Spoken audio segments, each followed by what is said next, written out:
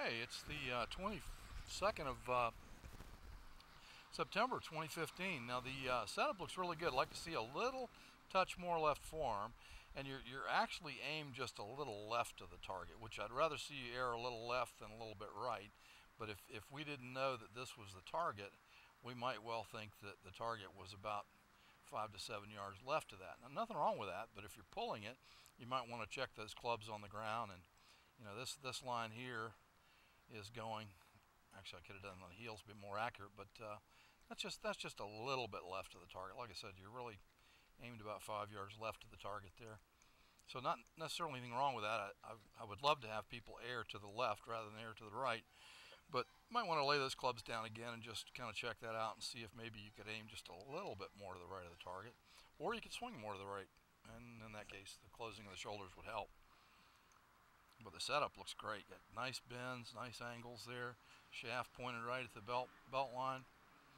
And when you look at this at regular speed, it just looks great. Now that was a little better speed than the one that we saw from the front, wasn't it?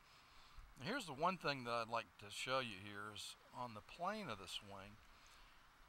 And I think we've talked about this, but I'm going to show you a drill to work on this. And this is not something to think about during the swing. This is a horrible swing thought, but it's a good way to train it.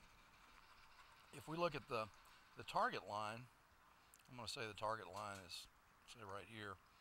So as he swings, I think we've talked about this, that the shaft should always point at the target line until it's parallel to the target line. We talked about that, right? And then the other end will pick up the target line, and it's pointing at the target line, and it points to the target line and points to the target line and points to the target line, no matter how far back he goes, until he gets all the way back to parallel, which he shouldn't, but that's pointing at the target line. And iron really shouldn't go that far, so that's pointing at the extension of the target line. So when you go back, you start back with the larger muscles of the body, and it points pretty much to the target line. That's great. Your hand plane is more important than where the club head is.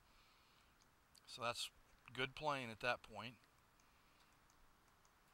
Now ideally, this is going to continue pointing at the target line. So this just goes to what we talked about, keeping the right elbow down on the back swing and then the left elbow down on the through swing. So certainly not going to lose any sleep over this. I'm not that picky, but I'm just saying that would be the ideal, where the club is on that red line.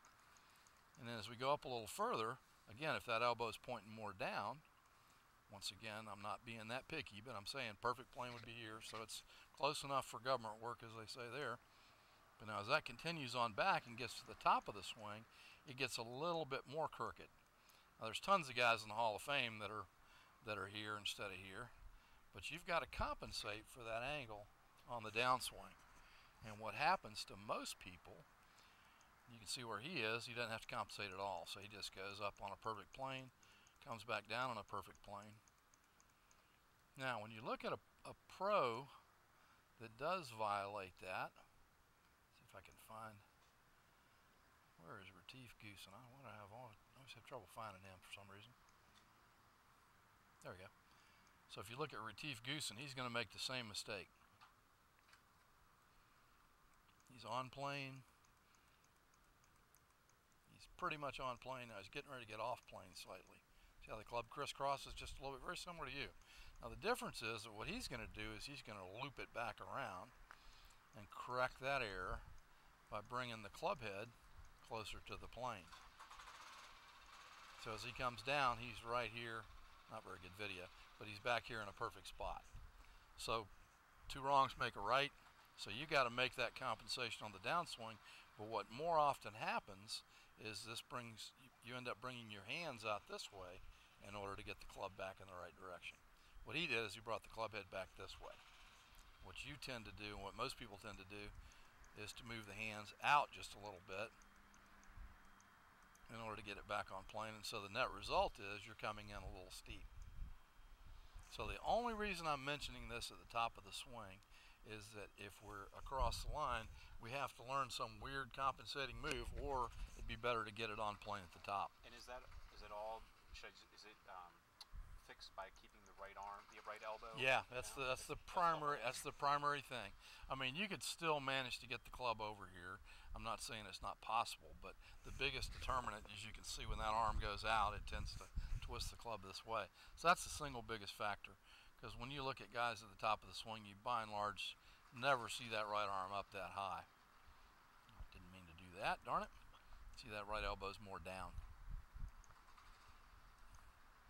So yeah, so that's the single biggest thing is that. Somebody else in here.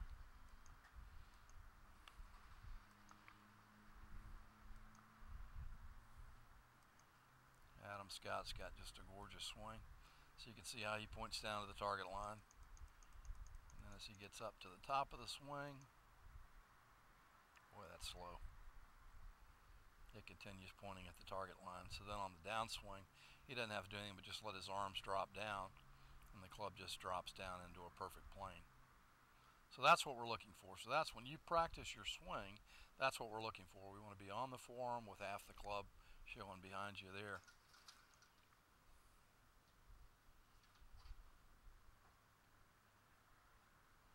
Because in terms of consistency, that's the single biggest factor. We need to come in from all the way over here. And I'll show you a 2-shaft drill I don't think we've done yet that is real simple to do. Is what happens when we come in a little steep, even though the club is back to parallel again, it's out quite a bit from where you'll see, dang it. The right buttons here, Jackson. Watch when he gets down here a little bit further. His hands are just a little bit closer.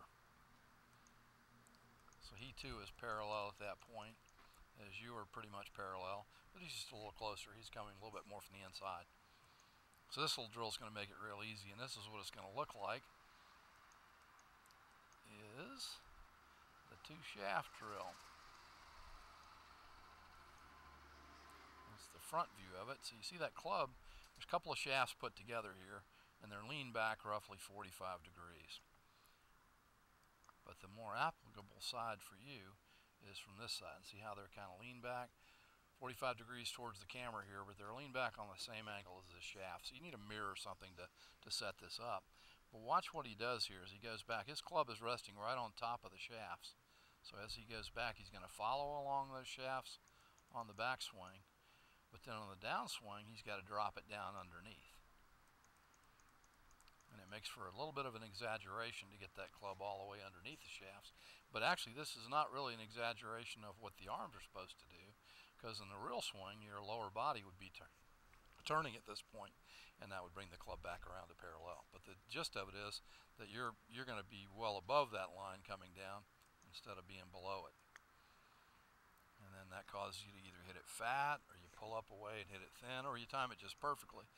And again, if I was caddying for you, the number one I would think is to tell you how great the swing looks, because it does look so much better, mechanically speaking, and just tell you, you just need to get some better rhythm. Just, you know, my dad used to have a trick. He used to say, well, I don't like your rhythm today, son. He says, what would your swing look like if you had good rhythm today? And I go, oh, I'd swing like this. And he go, yeah, do that. I mean, it's so silly, but it's just, as a little kid, you fall for a lot of stupid stuff that actually works. But you see how you look kind of cramped up here because you're coming in a little steep. All right, so that's that side. And then we get this frontal view here. And again, a little bit more left forearm showing would mean we'd be leaning back a little bit more to the right. So you're leaning a little bit more open with the shoulders than we want. So you just need to remember to scratch the back of that knee like you were saying. And just do that in front of the mirror and get this angle to be over here. I think anybody that's big chested should get this angle over here to about 78. We talked about 81, but I think 78 is a better choice for somebody with big shoulders and a big chest. So that would be a better angle. But then watch how nicely you turn back here. Make a good turn back as you go back. And with a little bit more lean to begin with, you'd be a little bit more behind the ball at that point, which again is going to help you swing a little bit more from the inside. So I think that 2-shaft drill is probably the real secret, with a little bit of a change in the setup. You just have to keep working on getting those elbows down. Look how much closer your hands are getting to where they're supposed to be. And I still like the rehearsal of doing that. Get McElroy from the front here. The rehearsal of working on that position and stopping yourself right here and getting the hands right over the right thigh. And again, that elbow's more down. It's going to kind of retain the angle in that right wrist a little bit longer. But that's a big improvement. over what you had before. That shaft is definitely leaning more forward. If our goal is to get a forward-leaning shaft, which we didn't remotely have in the beginning, well, we automatically have it here. Even though it's not perfect, it's definitely more forward. You know, the ball's already gone, and you've still got a pretty straight line shaft. And then still doing those 3-footers, and this is where the practice just can't be beat, because you just need to have some time to work on 3 feet through and keeping the arms together. One other thing that you might try, I've got a little ball. I actually prefer a piece of foam better, but basically we'll put it's a little training aid with a ball. It's got an indentation on either side that your arms kind of fit into, and I find it totally ridiculous to spend money on that when you can go buy a piece of foam at the fabric store and park your arms on a triangular piece of foam. And that'd be a lot better way to go and a lot cheaper than buying one of these balls. But it'll kind of force the arms can't come apart if they're attached to the foam, or the ball in this case. But I've had a lot of people make those foam triangles, because when you look at the triangle here between the arms, that triangle pretty much stays intact. It changes a little bit in terms of the width, but if you start with your arms pretty much end to the side there, then that triangle can retain itself. And if you're losing the triangle, then you haven't got the arm stretched out. So it's 6 to 1, half dozen the other. But looking good. So we're just going to get a little bit more angle here. I'm going to show you the 2 shaft drill and then show you that ball drill.